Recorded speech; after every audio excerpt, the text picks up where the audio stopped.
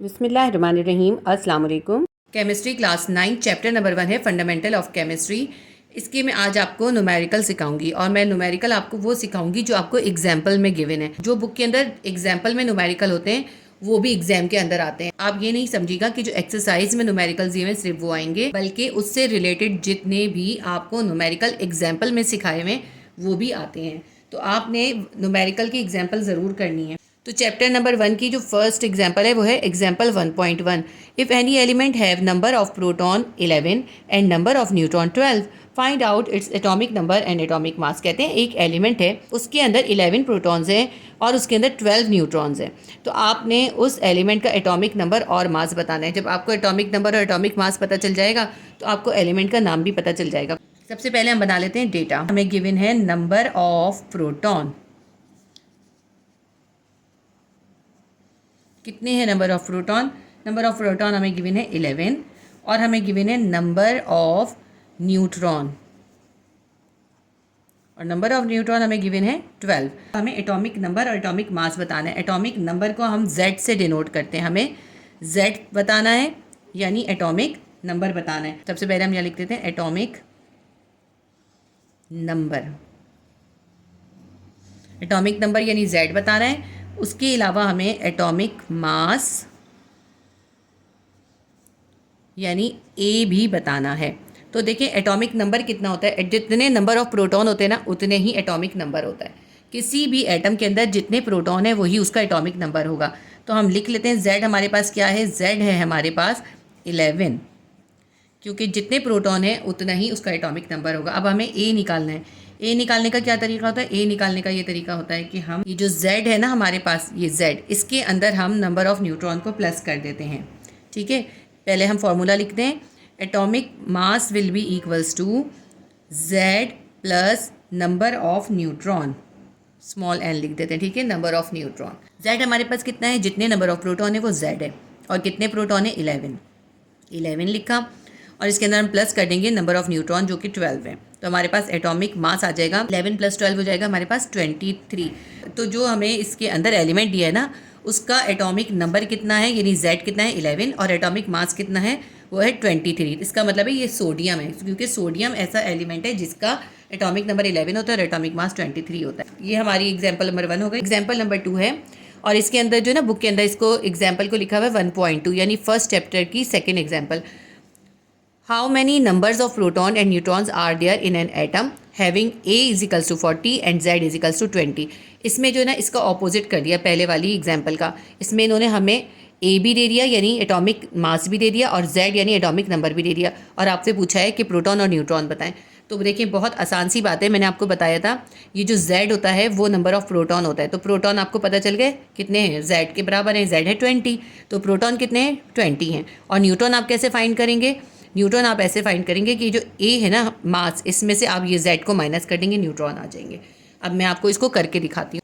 अब हम करेंगे एग्जाम्पल नंबर 1.2 यानी अपनी सेकेंड एग्जाम्पल। हमें गिवन है एटॉमिक मास। ठीक है, लिख लेते हैं हम एटॉमिक मास हमें गिवन है। कितना है atomic mass, atomic mass A है हमारे पास 40। फिर हम लिखते हैं एटॉमिक नंबर। एटॉमिक नंबर को हम Z से डिनोट करते हैं। एटॉमिक नंबर हमें गिवन है 20, और हमसे पूछा क्या है, हमसे प्रोटॉन्स पूछें, नंबर ऑफ प्रोटॉन्स यानी P हमें बताने हैं, और नंबर ऑफ न्यूट्रॉन्स यानी हमें N भी बताने हैं। ठीक है, तो बिल्कुल भी मुश्किल चीज़ नहीं है, हमें नंबर ऑफ प्रोटॉन और नंबर ऑफ न्यूट्रॉन बताने। हमें पता है जितना Z होता है उतने ही प्रोटॉन होते हैं, तो हम लिख देते हैं। हमारे पास जो है प्रोटॉन्स कितने हैं, protons R equals to Z यानी 11। प्रोटॉन्स कितने हैं 11 हैं। उसके बाद हमें न्यूट्रॉन फाइंड करने होते हैं। जब भी हमें न्यूट्रॉन फाइंड करने होते हैं ना, तो न्यूट्रॉन फाइंड करने के लिए एक हम फार्मूला यूज़ करते हैं। हम क्या फार्मूला यूज़ करते हैं, हम A में से Z को माइनस कर देते हैं।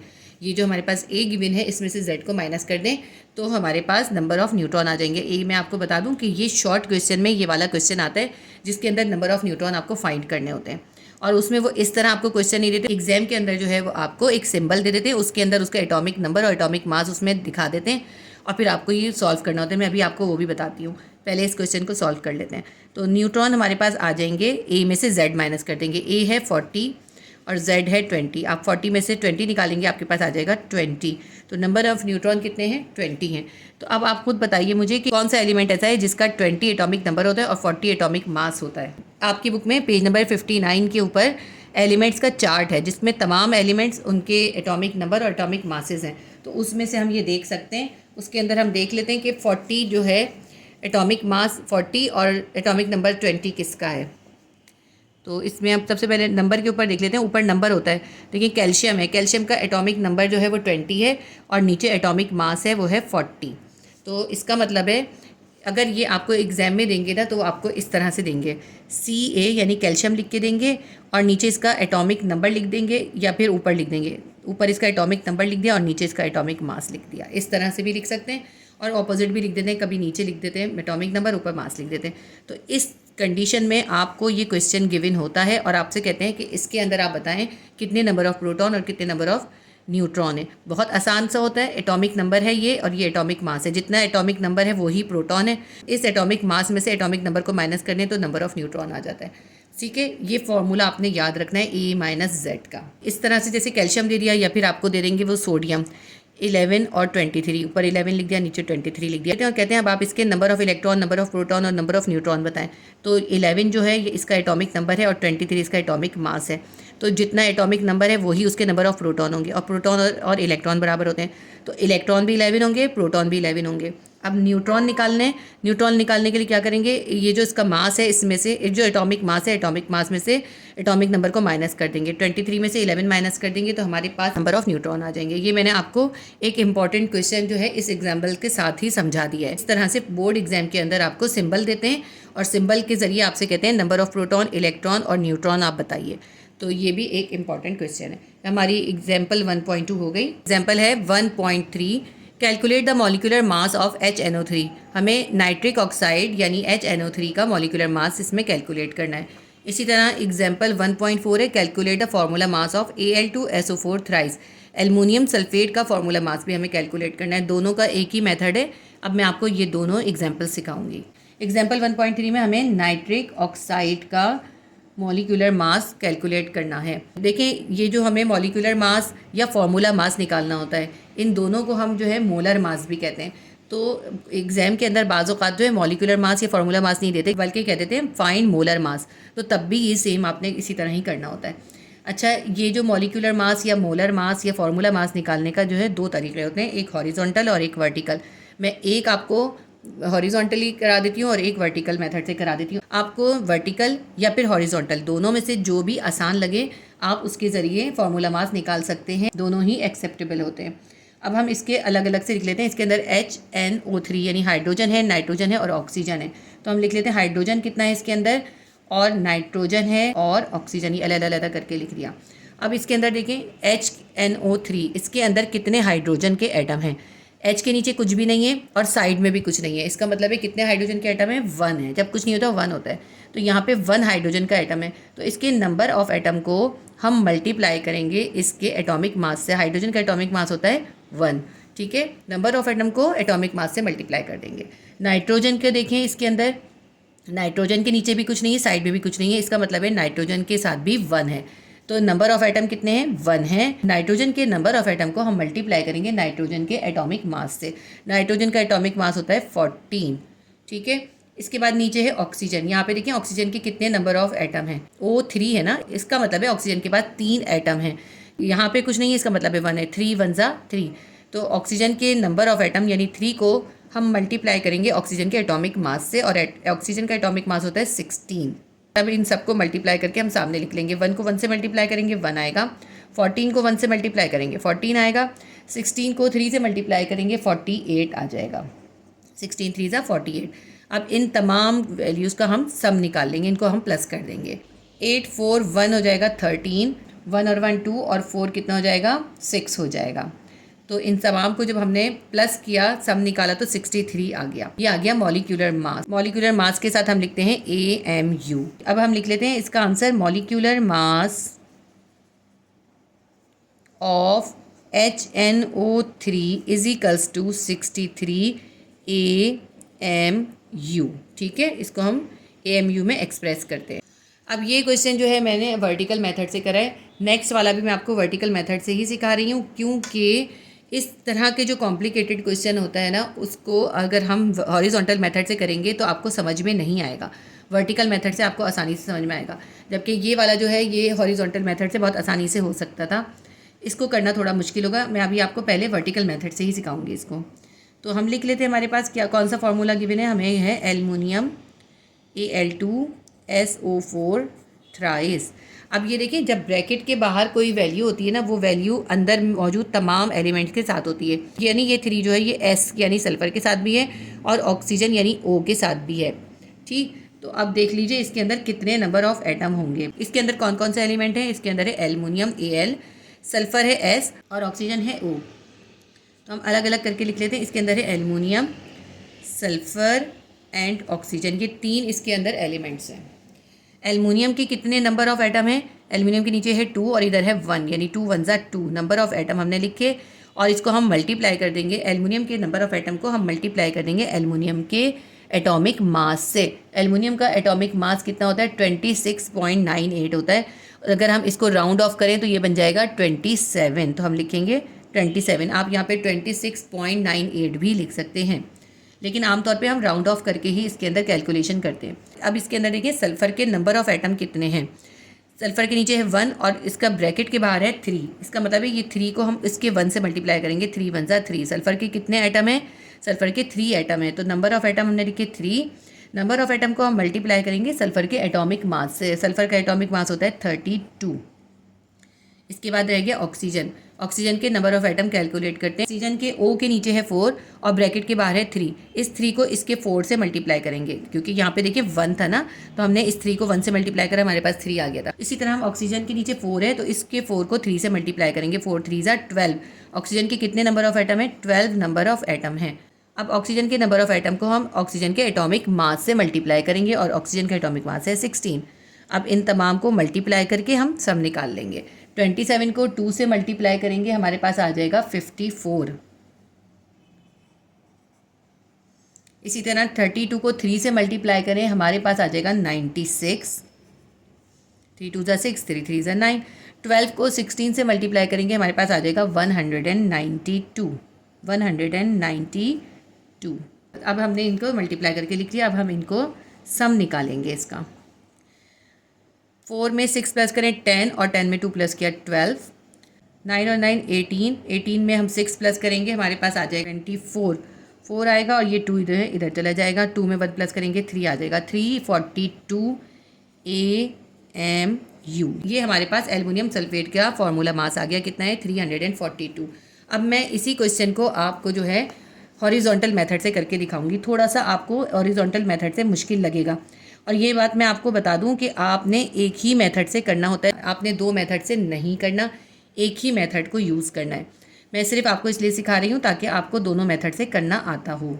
वैसे मैंने जब क्वेश्चन आंसर कराए उसके अंदर भी आपको दोनों मेथड से सिखाया है। अब देखें इसके अंदर हम क्या करेंगे, एल्युमिनियम के अंदर कितने नंबर ऑफ एटम है, 2 है, हम लिखेंगे 2 और इसको हम मल्टीप्लाई कर देंगे इसके एल्युमिनियम के एटॉमिक मास से, जो कि होता है 27। ठीक है, ये हो गया। इसके बाद हम डाल देंगे प्लस। अब सल्फ़र को देखेंगे, सल्फ़र के अंदर नंबर ऑफ एटम कितने हैं, 3 हैं। इसको हम मल्टीप्लाई करेंगे सल्फ़र के एटॉमिक मास यानी 32 से, फिर हम प्लस का साइन डाल देंगे। इसके बाद ऑक्सीजन देखते हैं। ऑक्सीजन के नंबर ऑफ एटम है 4 3 ज़ा 12, हमने 12 लिखा और हम इसको मल्टीप्लाई कर देंगे इसके एटॉमिक मास यानी 16 से। ठीक है, देखें ये भी आसान सा ही मेथड है, लेकिन जो इस तरह के कॉम्प्लिकेटेड फार्मूलाज होते हैं ना, वो अगर आप डायरेक्ट कर रहे होते हैं तो उसमें अक्सर आपसे गलती हो जाती है। इस तरह ज़्यादा सही होता है। अब 27 को हमने 2 से मल्टीप्लाई करा, हमारे पास आ गया 54। 32 को 3 से मल्टीप्लाई करा, 96 आ गया। 12 को 16 से मल्टीप्लाई करा, 192 आ गया। अब इन तमाम का जब हमने सम निकाला, हमारे पास आ गया 342 AMU। अब आप ये कहेंगे कि बुक के अंदर जो है 341.96 है, क्योंकि उन्होंने यहाँ पे 27 की जगह पे 26 उन्होंने यूज़ किया था 26.98, और हमने क्या करा, इसको हमने राउंड ऑफ कर लिया। 26 में पॉइंट के बाद 9 और 8 है, क्योंकि 5 से बड़ा है इसलिए हमने 1 इसमें ऐड करके 27 कर दिया, यानी हमने इसको राउंड ऑफ कर दिया। आमतौर पे जब हम मोलर मास निकालते हैं तो राउंड ऑफ करके ही इसके अंदर वैल्यू सब्स्टिट्यूट करते हैं, तो इसलिए ये बिल्कुल परफेक्ट और सही मेथड है। ये आंसर भी बिल्कुल करेक्ट है इसका। आप बिल्कुल भी कंफ्यूज नहीं होइएगा कि आप कहेंगे कि बुक से आपका आंसर गलत आया है।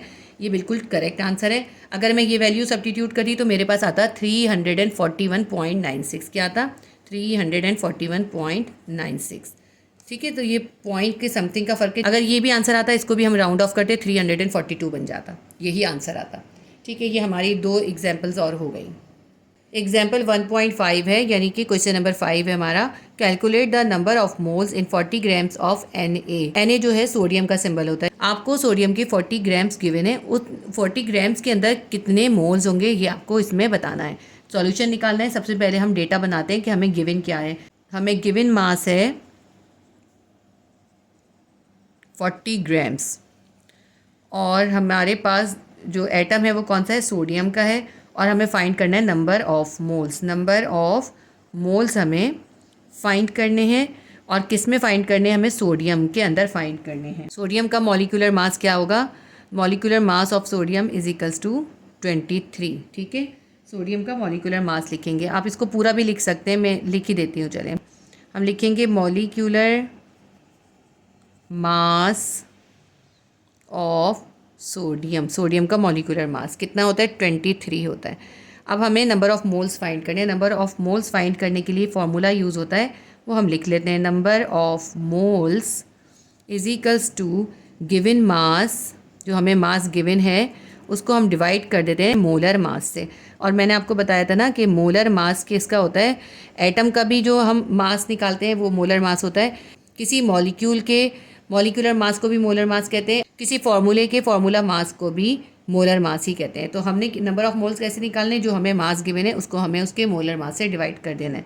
तो हमारे इतने आसानी से इसके अंदर नंबर ऑफ़ मोल्स आ जाएंगे। गिवन मास हमें कितना है? 40 ग्राम्स, हमने 40 ऊपर लिखना है।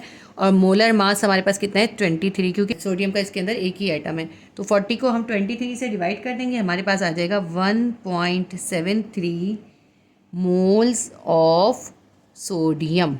Na का मतलब है सोडियम। ये हमारा जो है क्वेश्चन हो गया। हमने कितनी आसानी से नंबर ऑफ़ मोल्स निकाल लिए। ये नंबर ऑफ़ मोल्स निकालने का क्वेश्चन भी बहुत इंपॉर्टेंट है, और ये भी बोर्ड में आता है। इसके बाद एग्जाम्पल 1.6 है। What is the mass of 4 moles of carbon dioxide. अब क्या करा, आपको मोल्स दे दिए कार्बन डाइऑक्साइड के। आपसे कहा है कि आपके पास 4 मोल कार्बन डाइऑक्साइड के हैं, आपने ये बताना है उसके अंदर कितना मास होगा। समझे, इसमें मास गिवन किया था और आपको नंबर ऑफ़ मोल निकालना था। इसके अंदर आपको जो है मास निकालना है और नंबर ऑफ़ मोल्स गिवन है। तो आपको नंबर ऑफ़ मोल्स गिवन है, मोलर मास आप निकाल लेंगे तो आप इसका मास निकाल सकते हैं। सबसे पहले ऐसा करते हैं, हम इसका सॉल्यूशन लिख लेते हैं। सॉल्यूशन में हम सबसे पहले लिखेंगे डेटा। हमें क्या गिवन है? नंबर ऑफ़ मोल्स गिवन है। Number of moles of sodium. Sodium के नंबर ऑफ़ मोल्स कितने हैं? 4 हैं, 4 moles. Molar mass of carbon dioxide हम निकाल लेंगे। Molar mass of CO2 carbon dioxide का, सॉरी मैंने यहाँ पे सोडियम लिख दिया, ये कार्बन डाइऑक्साइड के हैं तो हटा देते हैं इसको। नंबर ऑफ़ मोल्स कितने हैं? 4 मोल्स हैं। यहाँ पे सोडियम मैंने गलती से लिख दिया था, वो इससे पहले वाले क्वेश्चन में था ना। तो number of moles carbon dioxide के हमारे पास है 4 मोल्स, और कार्बन डाइऑक्साइड का मोलर मास हम यहाँ पे निकाल लेते हैं। जिस तरह अभी हमने पिछले क्वेश्चन में सीखा है ना, उसी तरह हम निकालेंगे। कार्बन के एटम कितने हैं? 1 है। हम 1 को कार्बन के एटॉमिक मास से मल्टीप्लाई करेंगे। कार्बन का एटॉमिक मास होता है 12, प्लस का साइन डालेंगे। इसके बाद ऑक्सीजन के नंबर ऑफ़ एटम देखते हैं। O के नीचे है 2, यानी ऑक्सीजन के पास 2 नंबर ऑफ़ एटम है। इसको हम मल्टीप्लाई करेंगे एटॉमिक मास से। ऑक्सीजन का एटॉमिक मास होता है 16। तो अब देखें, 12 1 ज़ा 12, प्लस का साइन, 16 2 ज़ा 32। 32 में 12 को प्लस कर दें, हमारे पास आ जाएगा 44 AMU। ये हमारे पास आ गया molar mass of carbon dioxide. Molar mass of carbon dioxide, ये हमने मोलर मास निकाल लिया कार्बन डाइऑक्साइड का। अब फॉर्मूला देखिए, ये फॉर्मूला था ना, देखिए इस फॉर्मूले के अंदर आपको नंबर ऑफ़ मोल्स फाइंड करने थे, और आपको मास गिवन था, मोलर मास गिवन था, आपने मोलर मास निकाल लिया था। अब इस क्वेश्चन के अंदर हमारे पास मोलर मास है और नंबर ऑफ़ मोल्स है, हमें ये जो मास है ना उसका वो फाइंड करना है। तो हम क्या करेंगे, ये जो मोलर मास है इसको हम इक्वल के दूसरे साइड पे नंबर ऑफ़ मोल्स के पास ले जाएंगे। यहाँ पे ये डिवाइड हो रहा था, इधर जाके मल्टीप्लाई हो जाएगा। हमारा फॉर्मूला क्या बन जाएगा? Mass will be equals to number of moles multiply by molar mass. इसी फॉर्मूले से बना है। ठीक है, अब हम लिख लेते हैं फॉर्मूला। अगर हमें मास निकालना होता है तो हम कैसे निकालते हैं? मास ऑफ कार्बन डाइऑक्साइड का हमें निकालना है अगर, तो हम कैसे निकालेंगे? हम नंबर ऑफ़ मोल्स को मल्टीप्लाई कर देंगे फॉर्मूला मास या मोलर मास से, मल्टीप्लाई बाय मोलर मास। इसी फॉर्मूले से बनाइए, ठीक है। बस सिंपल सी बात है कि आपको जिस चीज़ को फाइंड करना होता है उसको आपको अकेला लिखना होता है ना, तो इसको अकेला करा हमने मास को, तो मोलर मास यहाँ डिवाइड हो रहा था, इधर जाके मल्टीप्लाई हो गया। अब इसके अंदर वैल्यू सब्स्टिट्यूट कर दें तो हमारे पास मास ऑफ कार्बन डाइऑक्साइड आ जाएगा। नंबर ऑफ मोल्स लिख लेते हैं, कितने हैं number of moles. Number of moles given है हमें 4 और मोलर मास हमने निकाला था 44। 44 को 4 से मल्टीप्लाई कर दें, हमारे पास आ जाएगा 176 ग्राम्स। तो हमें पता ये चला कार्बन डाइऑक्साइड के 4 मोल के अंदर 176 ग्राम कार्बन डाइऑक्साइड होगी, ठीक है। हमने उसका मास फाइंड कर लिया, हमारा 5 और 6 भी कंप्लीट हो गया। एग्जाम्पल 1.7 है, calculate the number of atoms present in 9.2 grams of calcium Ca। Calcium का सिंबल है Ca। तो आपसे कहा है कि कैल्शियम के 9.2 ग्राम्स आपके पास हैं, उसमें कितने नंबर ऑफ एटम है ये आपको बताना है। तो सॉल्यूशन करते हैं, उसके लिए हम डेटा बनाते हैं। एटॉमिक मास ऑफ कैल्शियम लिख लेते हैं। सबसे पहले हम एटॉमिक मास ऑफ कैल्शियम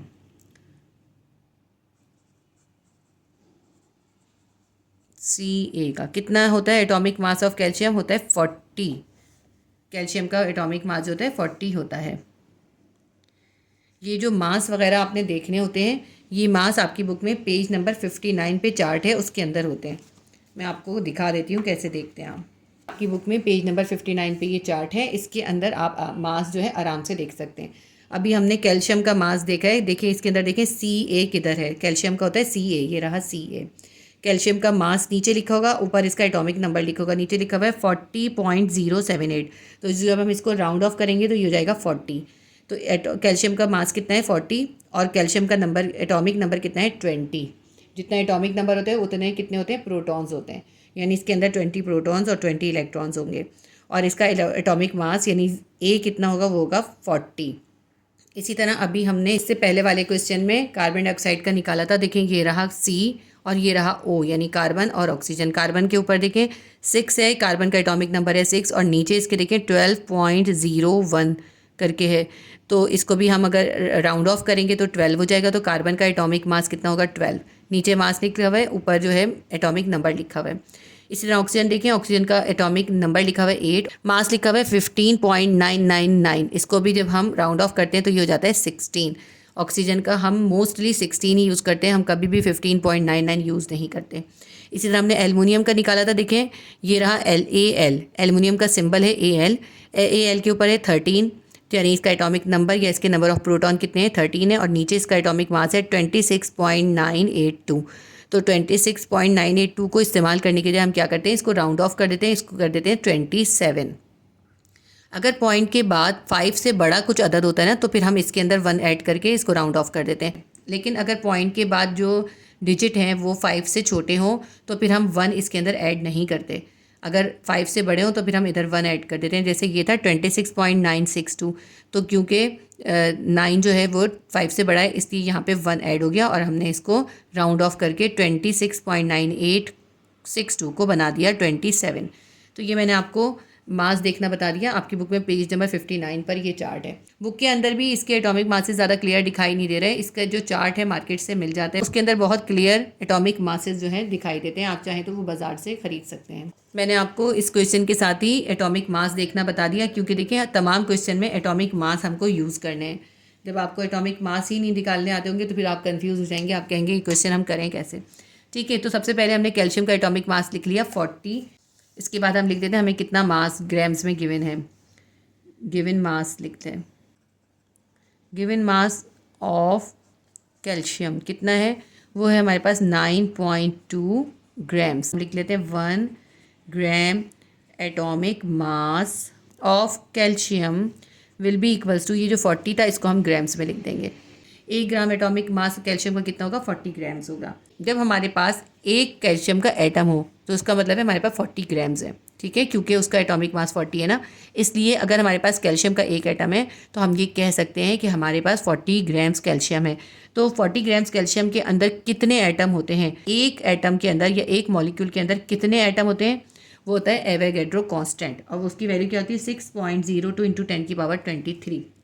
अब इसको लिखेंगे कैसे, हम लिखेंगे 40 ग्राम्स ऑफ कैल्शियम ये लिख देती हूँ बस, ठीक है।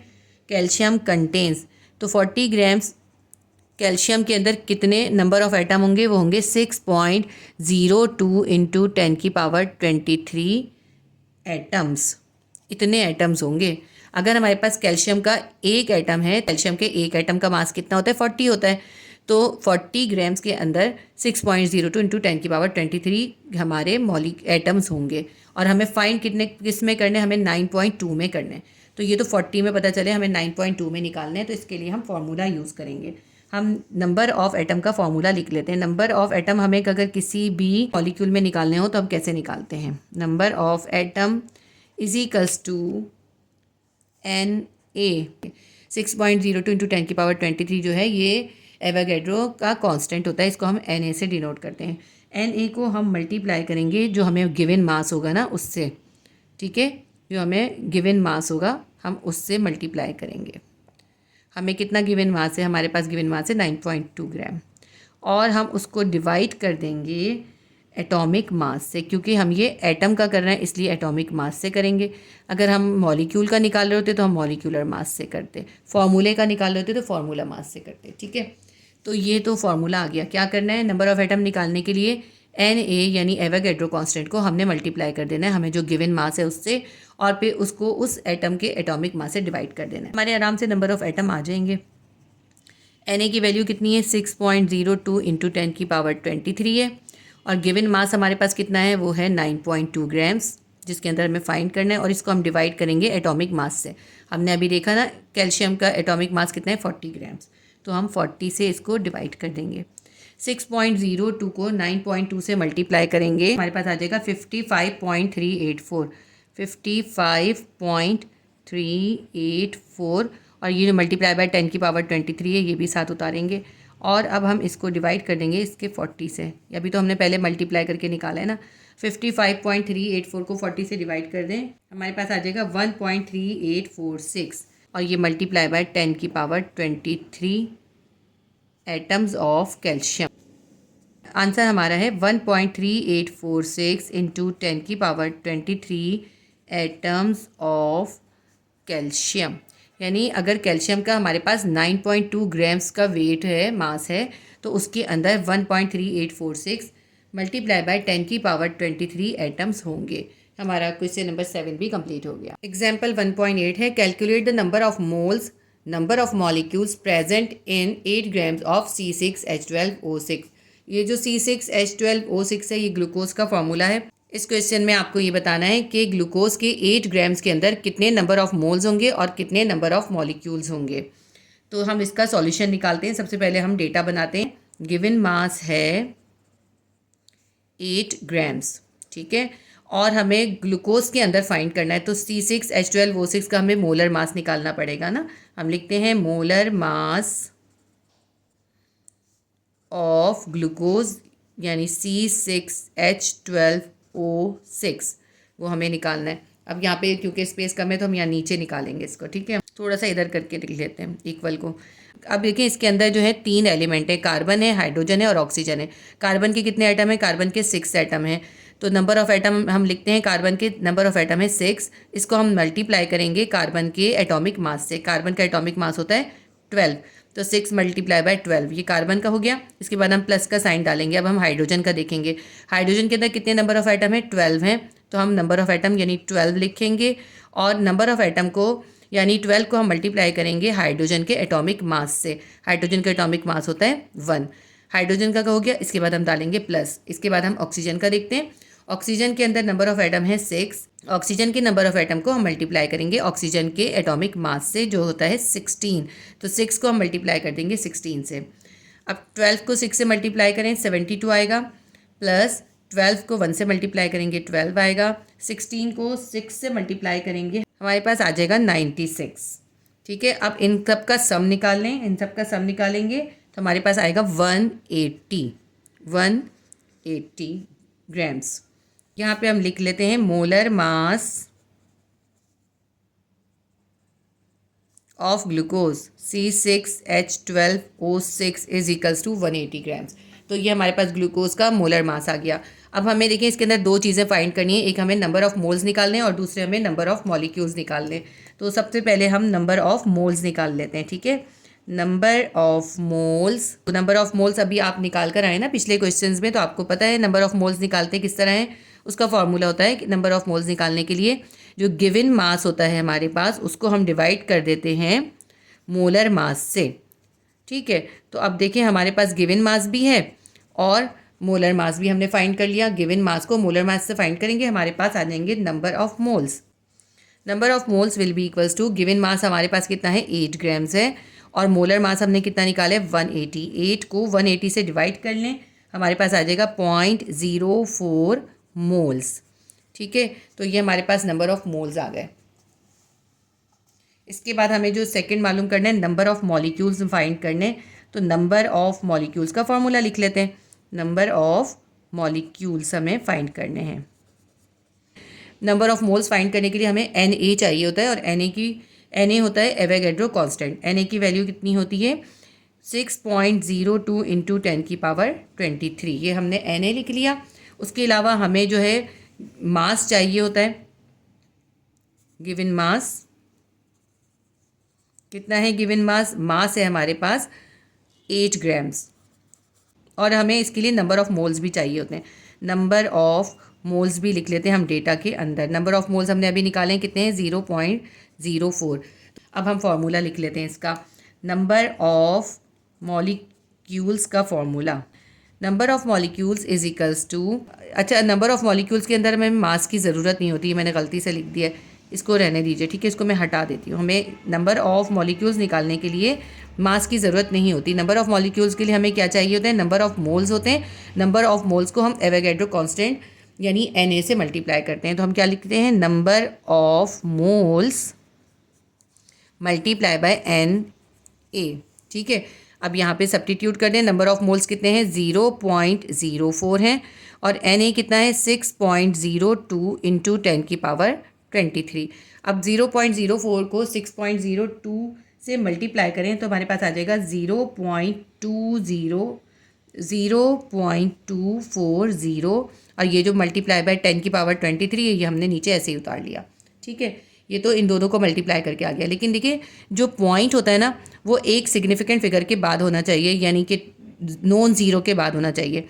अब इसमें जो पॉइंट को हमें एक डिजिट आगे लेके जाना पड़ेगा, हमें पॉइंट को 2 के पास लेके जाना है, 2 और 4 के बीच में।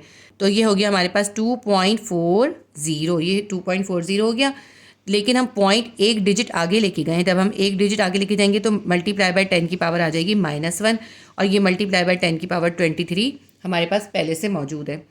अब इसको लिख लेते हैं हम दोबारा 2.40 मल्टीप्लाई बाय, अब ये 10 की पावर 23 है, ये 10 की पावर -1 है।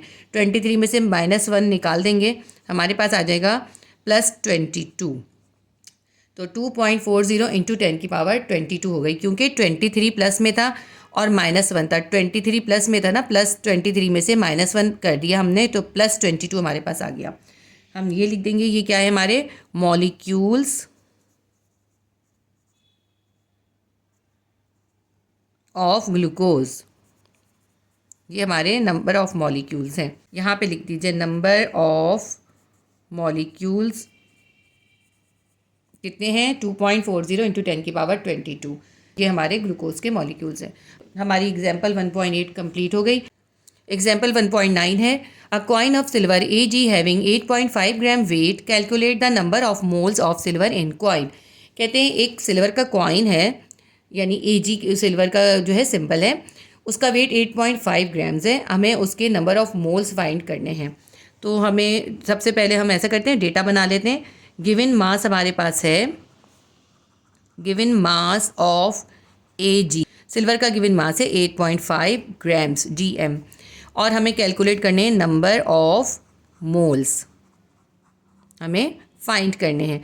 और जो है हमारे पास सिल्वर गिवन है, तो सिल्वर का एटॉमिक मास, देखिए सिल्वर का क्योंकि एक ही एटम गिवन है तो हम सिल्वर का एटॉमिक मास लिखेंगे। मोलर मास होगा या एटॉमिक मास होगा, ठीक है। एटॉमिक मास ऑफ सिल्वर, आप इसकी जगह पे मोलर मास ऑफ सिल्वर भी लिख सकते हैं। तो एटॉमिक मास या मोलर मास कितना होगा, सिल्वर का एटॉमिक मास होता है 107, क्योंकि ये एक ही एटम है इसीलिए इसका मोलर मास भी 107 ही होगा। तो हम आप चाहें तो दोबारा लिख लें, मोलर मास ऑफ Ag या silver will be equals to 107। तो हमें फाइंड क्या करना है इसमें, नंबर ऑफ मोल्स फाइंड करने हैं। नंबर ऑफ मोल्स का हम फॉर्मूला लिखते हैं, number of moles is equals to given mass divided by molar mass. और यहाँ पे आप जो है नीचे एटॉमिक मास भी लिख सकते हैं, लेकिन फॉर्मूला एक ही आप लेके चलेंगे तो आपको ज़्यादा आसान लगेगा। Number of moles will be equals to given mass हमारे पास कितना है 8.5 ग्राम्स, उसको हम डिवाइड करेंगे मोलर मास से। मोलर मास हमारे पास कितना है 107। 8.5 को 107 से डिवाइड कर दें, हमारे पास आ जाएंगे number of moles will be equals to 0.07 moles. ये हमारे पास आंसर हो गया इसका। तो देखिए नंबर ऑफ मोल्स निकालना कितना आसान होता है ना। ये इस तरह के क्वेश्चन एग्जाम में बहुत आते हैं, लेकिन ज़रूरी नहीं होता वो आपको सिल्वर दें। अब वो इसकी जगह आपको गोल्ड भी दे सकते हैं AU करके। तो आपको अगर गोल्ड का एटॉमिक मास मालूम होगा आप तभी लिख सकेंगे, इसलिए आपने जो इम्पॉर्टेंट एलिमेंट्स हैं उनके एटॉमिक मासेस भी याद कर लेने हैं, क्योंकि एटॉमिक मासेस बाज़ औक़ात गिवन नहीं होते, इसमें आपको खुद ही लिखने होते हैं। तो इसके अंदर इस सवाल को चेंज करके ऐसे दे सकते हैं, ये ग्राम्स चेंज कर दें, 8.5 ग्राम्स की जगह 10 ग्राम्स दे दें, 5 ग्राम्स दे दें, वेट को चेंज कर सकते हैं। या फिर ये जो एलिमेंट है इसको चेंज कर दें, इसकी जगह कॉपर दे दें। तो इस तरह सवाल चेंज होकर आएगा, लेकिन मेथड और फॉर्मूला सेम रहेगा और सिर्फ मोलर मास चेंज हो जाएगा। जो आपको एलिमेंट दिया होगा उसके हिसाब से, या अगर फार्मूला दिया होगा तो फार्मूला के हिसाब से जो होगा मोलर मास चेंज हो जाएगा। इसके बाद हम एग्जाम्पल 1.10 करेंगे। उम्मीद करती हूँ जो मैं आपको न्यूमेरिकल्स एक्सप्लेन कर रही हूँ आपको ये समझ में आ रहे होंगे। अगर आपको समझ में आ रहे हो तो आप प्लीज़ वीडियो को लाइक ज़रूर कीजिएगा और शेयर भी कीजिएगा वीडियो को। एग्जाम्पल 1.10 करेंगे। Calculate number of moles, number of molecules and number of atoms present in 10 grams of H2SO4। आपको H2SO4 यानी सल्फ्यूरिक एसिड दिया है, उसके 10 ग्राम्स हैं। सल्फ्यूरिक एसिड के 10 ग्राम्स के अंदर आपको नंबर ऑफ मोल्स भी मालूम करने और नंबर ऑफ मॉलिक्यूल्स या फिर नंबर ऑफ एटम्स भी मालूम करने। तो सबसे पहले हम निकालेंगे number of moles. Number of moles के लिए सबसे पहले डेटा बनाते हैं। गिवन मास कितना है हमारे पास, given mass is equals to 10 grams. इसके बाद मोलर मास लिख लेते हैं, molar mass of H2SO4। Molar mass of H2SO4 हमें निकालना होगा, तो हम निकाल लेते हैं। यहाँ पे हाइड्रोजन के कितने एटम है, 2 एटम है। 2 को हम मल्टीप्लाई करेंगे किससे, हाइड्रोजन के एटॉमिक मास से। हाइड्रोजन का एटॉमिक मास होता है 1। इसके बाद हम डालेंगे प्लस का साइन। इसके अंदर देखिए हाइड्रोजन है, सल्फर है और ऑक्सीजन है। तो हमने हाइड्रोजन का लिख लिया, अब हम सल्फर का लिखते हैं। सल्फर के साथ कुछ भी नंबर नहीं है यानी 1 है, तो सल्फर के नंबर ऑफ एटम है 1। सल्फर के नंबर ऑफ एटम को मल्टीप्लाई करेंगे सल्फर के एटॉमिक मास से जो होता है 32। 1 को 32 से मल्टीप्लाई कर दिया, फिर प्लस का साइन डालेंगे। ऑक्सीजन है, इसके बाद ऑक्सीजन के नंबर ऑफ एटम है 4। नंबर ऑफ एटम 4 को हम मल्टीप्लाई करेंगे ऑक्सीजन के एटॉमिक मास यानी 16 से। तो 2 को 1 से मल्टीप्लाई करेंगे 2 आएगा, 32 को 1 से मल्टीप्लाई करेंगे 32 आएगा, 16 को 4 से मल्टीप्लाई करेंगे 64 आ जाएगा। इन सब का हम सब निकाल लेते हैं, हमारे पास आ जाएंगे 98 ग्राम्स। ठीक है, ये हमारे पास मोलर मास आ गया H2SO4 का। Molar mass of H2SO4। Number of moles का फॉर्मूला लिख लेते हैं, number of moles is equals to given mass divided by molar mass. आप चाहें तो ये भी लिख सकते हैं गिवन मास ऑफ सब्सटेंस और मोलर मास ऑफ सब्सटेंस, ज़रूरी नहीं है, वैसे लिख लें तो कोई हर्ज नहीं है। ठीक है, ये हमने फॉर्मूला लिख लिया। अब इसके अंदर हम वैल्यू सब्स्टिट्यूट कर देते हैं, तो हमारे पास number of moles in 10 gram H2SO4 निकल आएंगे कि सल्फ्यूरिक एसिड के 10 ग्राम्स के अंदर कितने नंबर ऑफ मोल्स होते हैं, वो हमारे इससे निकल आएंगे। गिवन मास हमारे पास कितना है 10 ग्राम्स, हम 10 लिखते हैं, और मोलर मास हमारे पास निकला 98। 98 को 10 से डिवाइड करेंगे, हमारे पास आ जाएगा 0.10 मोल्स। ठीक है, तो हमें ये पता चला कि हमारे पास अगर 10 ग्राम्स सल्फ्यूरिक एसिड या H2SO4 होगा तो उसके अंदर 0.10 मोल्स होंगे। अब सेकंड जो है, इसके अंदर हमें नंबर ऑफ़ मॉलिक्यूल्स या फिर नंबर ऑफ़ एटम्स निकालने। तो देखिए क्योंकि ये एक फार्मूला है ना H2SO4, तो इसके अंदर नंबर ऑफ़ एटम नहीं होंगे, नंबर ऑफ़ मॉलिक्यूल्स ही होंगे। तो नंबर ऑफ़ एटम इन्होंने हमें ऐसे ही कन्फ्यूज़ करने के लिए दे दिया, इसमें हमें नंबर ऑफ़ एटम्स नहीं फाइंड करने, number of molecules he find करने हैं। ठीक है, नंबर ऑफ़ एटम जो होता है ना, वो जब सिंगल एक एलिमेंट होता है तब हम फाइंड करते हैं। नंबर ऑफ़ मॉलिक्यूल्स हमें फाइंड करने। नंबर ऑफ़ मॉलिक्यूल्स के लिए हमें क्या क्या चाहिए होता है, एक तो हमें Na या एवोगैड्रो कांस्टेंट चाहिए होता है जिसकी वैल्यू होती है 6.02 इंटू 10 की पावर 23। दूसरा हमें नंबर ऑफ़ मोल्स चाहिए होते हैं और नंबर ऑफ़ मोल्स हमने अभी निकाले, कितने हैं वो 0.10। तो हम इसके फॉर्मूले को लिखते हैं, number of molecules is equals to number of moles. Number of moles को हम मल्टीप्लाई कर देते हैं Na या एवोगैड्रो कांस्टेंट के साथ। एवोगैड्रो नंबर भी लिख सकते हैं यहाँ पर आप, और Na भी लिख सकते हैं। तो नंबर ऑफ मोल्स हमने अभी कितने निकाले हमने 0.10, और इसको हमें मल्टीप्लाई करना है Na से। Na कितना है हमारे पास 6.02 इंटू 10 की पावर 23। अब 0.10 को 6.02 से आप मल्टीप्लाई करें और कैलकुलेटर से ही मल्टीप्लाई कीजिएगा, तो आपके पास आ जाएगा 0.602 इंटू 10 की पावर 23। ये जो 10 की पावर 23 है ये हमने ऐसे ही उतार लिया, इन दोनों को मल्टीप्लाई करने से हमारे पास आया 0.602।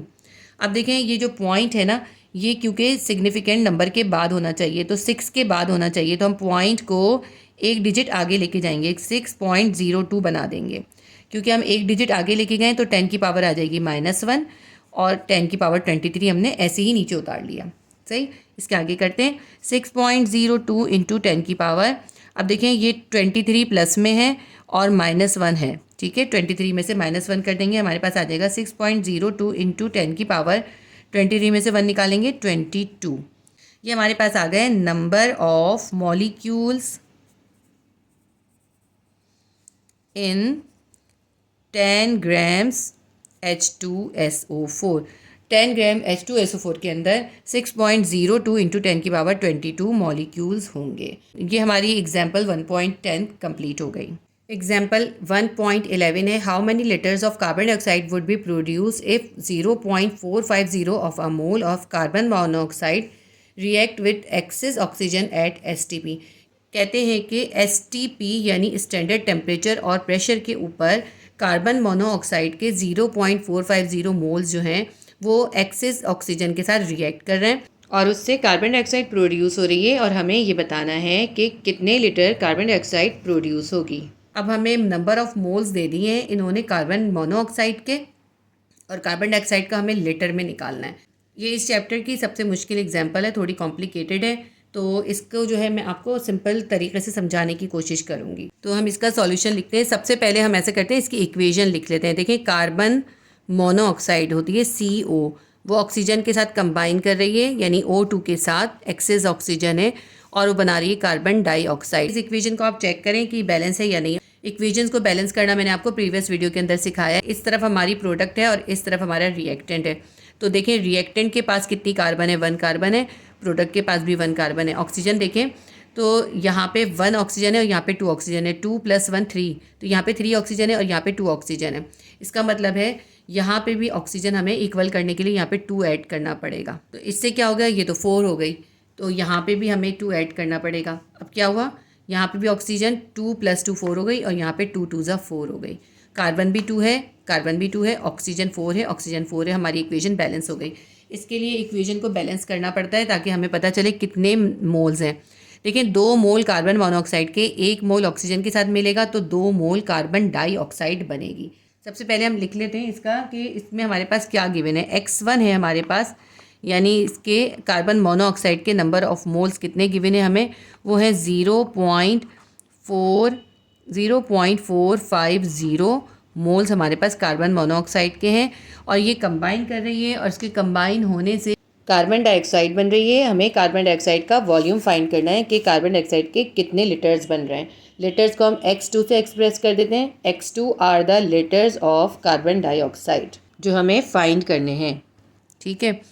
और इसके अंदर भी 2 मोल्स हैं, 2 मोल्स हैं कार्बन मोनोऑक्साइड के, और 2 मोल्स ही हमारे पास यहाँ लिख लेते हैं 2 मोल्स ऑफ कार्बन मोनोऑक्साइड से 2 मोल्स ऑफ कार्बन डाइऑक्साइड बन रही है। लेकिन देखो STP पे कह रहे हैं, STP पे जब हमें निकालना होता है तो 2 मोल्स नहीं होता, उसमें होता है 1 मोल। तो इसको 1 मोल में कन्वर्ट करने के लिए हम क्या कर सकते हैं, हम करेंगे 0.450 डिवाइडेड बाई 2। इसी तरह यहाँ पे जो हमारे पास X2 है इसको भी हम 2 से डिवाइड कर देंगे, विल बी इक्वल्स टू, यहाँ पे हमने X2 लिखना था। तो यहाँ पे हमने ये वाला x2 लिखना था ना, x2 को भी हमने 2 से डिवाइड कर दिया और 0.450 को भी 2 से डिवाइड कर दिया ताकि 1 मोल आ जाए। वैसे भी देखिए दोनों के नीचे 2 आया है तो वैसे ही ये सिंप्लीफाई हो जाएगा, लेकिन मैं आपको फिर भी इसको सिंप्लीफाई करके दिखा देती हूँ। अब इसको क्रॉस मल्टीप्लाई कर दें तो x2 ये जो 0.450 है ये मल्टीप्लाई हो जाएगा 2 से, और ये जो 2 है ये x2 के साथ मल्टीप्लाई हो जाएगा यहाँ पे, ठीक है। अब इसको हम आगे और कर लेते हैं। x2 will be equals to ये 2 जो यहाँ मल्टीप्लाई हो रहा था इसको हम इस साइड पर ले जाएंगे, नीचे ले जाएंगे। 2 से 2 कट गया तो 0.450 यहाँ बच गया। अगर हम 0.450 को x2 के पास ले जाएं तो क्या हो जाएगा, हमारे पास हो जाएगा x2 अपॉन 0.450। इसके बाद हमें एक और स्टेप करना है, हमने इसको STP के ऊपर निकालना है। एट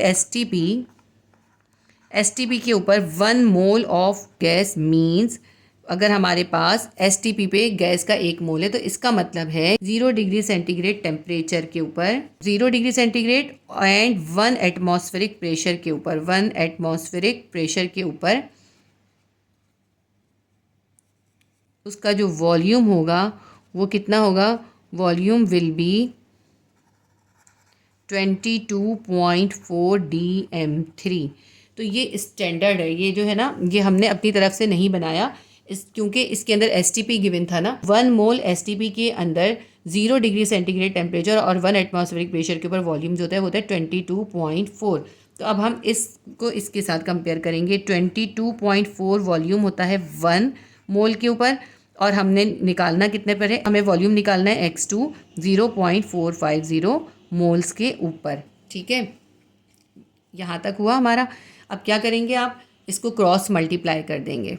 जब आप क्रॉस मल्टीप्लाई कर देंगे x2 मल्टीप्लाई बाय 1 हो जाएगा तो x2 आ जाएगा, और 22.4 मल्टीप्लाई बाय 0.450 हो जाएगा। देखिए क्रॉस मल्टीप्लाई करें, ये दोनों आपस में मल्टीप्लाई हो गए। 22.4 मल्टीप्लाई बाय 0.50 और x2 1 से मल्टीप्लाई हो गया। 1 यहाँ पे शो करने की हमें ज़रूरत नहीं है, तो इसको दोनों को आप मल्टीप्लाई कर दें। 22.4 लीटर है ये हमारे पास, इसको हम 0.450 मोल से मल्टीप्लाई कर देंगे तो हमारे पास आंसर आ जाएगा 10.08 लीटर्स। तो इससे हमें क्या पता चला, देखें कि अगर 1 मोल के ऊपर वॉल्यूम 22.4 लीटर होता है तो 0.450 मोल के ऊपर वॉल्यूम कितना होगा, 10.08 लीटर्स। तो ये तो इसका थोड़ा सा कॉम्प्लिकेटेड मेथड था, और ये मेथड आपकी बुक में गिवन था जो मैंने आपको सिखाया है। एग्जाम्पल 1.11 मैंने आपको बुक के मेथड से तो सिखा दी, अब मैं आपको इसका एक सिंपल सा मेथड सिखाती हूँ। देखिए हमारे पास क्या गिवन था, हमारे पास था 2 मोल कार्बन मोनोऑक्साइड कंबाइन कर रही थी एक्सेस ऑक्सीजन के साथ, और 2 मोल ही कार्बन डाइऑक्साइड बन रही थी। ये तो मैंने बैलेंस करना भी आपको क्वेश्चन में सिखा दिया था ना, ठीक है। तो इससे ये हमें पता चला कार्बन मोनोऑक्साइड के 2 मोल से 2 मोल ही कार्बन डाइऑक्साइड बन रही है। हम यहाँ लिख लेते हैं, हम लिखते हैं 2 moles carbon monoxide, 2 moles carbon monoxide formed 2 moles carbon dioxide.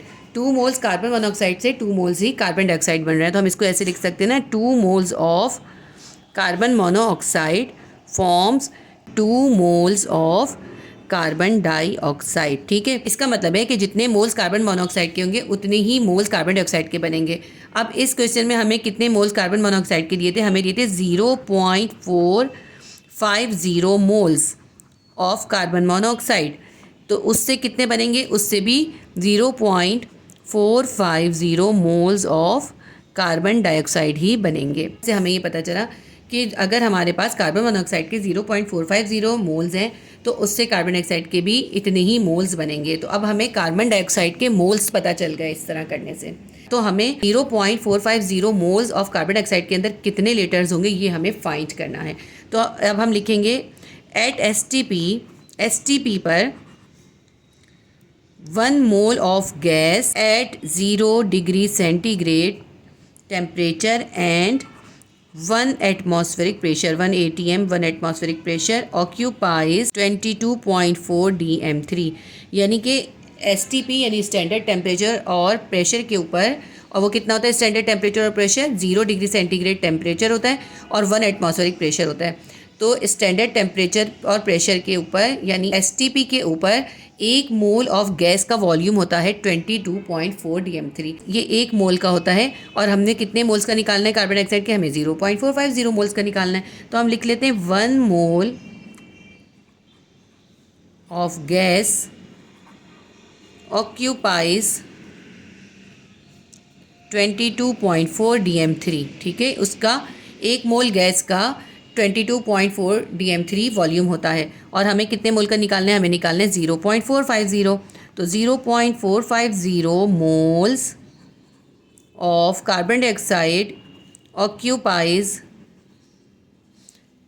कितना होगा 0.450 कार्बन डाइऑक्साइड का, इस 22.4 को इस 0.450 से हम मल्टीप्लाई कर देंगे और इस 1 से डिवाइड कर देंगे।